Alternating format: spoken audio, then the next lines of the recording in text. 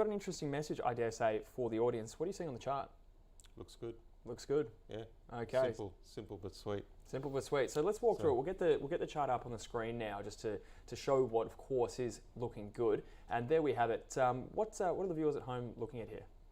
So I'll just backtrack to when we were last on the show.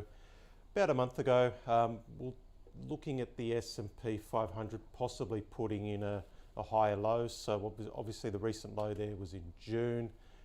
It rallied up towards resistance at 3,900. So we're looking at the bottom right-hand side of this chart. So we could see the horizontal line there at 3,900. Bounced up to that level, came back to give us a higher low, which is what we're waiting for.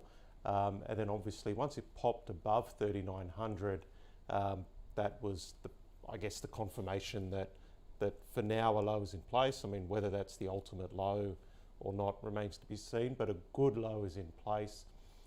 What I've also put on the chart, a couple of squiggly lines there are the moving averages. So again, looking at the bottom right-hand side of that chart, the solid squiggly blue line is the 50-day, so that's a closely watched moving average. And we could see that once the S&P 500 got above that 3,900 region, it also cracked the 50-day moving average. So yes, it's already moved quite a bit, but when you look at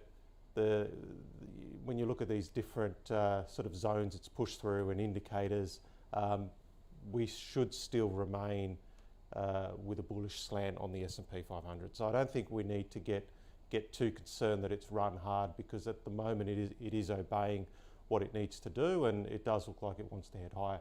In terms of targets, there's a couple of interesting, there's a potentially interesting level just above 4,300. So if we hook up the major peaks on the S&P 500, so I've drawn a diagonal blue line, so that top blue line that hooks up the December high and the high at the end of March, that downward sloping trend line is just above 4,300, but coincidentally it's right near the 200-day moving average. So the 200-day moving average is the other curvy line that's dotted there. So we can see they're starting to meet near 4,300. So at the moment, the nearest resistance level's around 4,200. We push through that. I think we're going to make a move up towards 4,300, and that's when I'd have to really start assessing whether we want to stay, long the market, or is it time to start taking a bit of money off the table. So the end result of all that is still further upside in the S&P 500 for now. So I think investors should stick with the trend.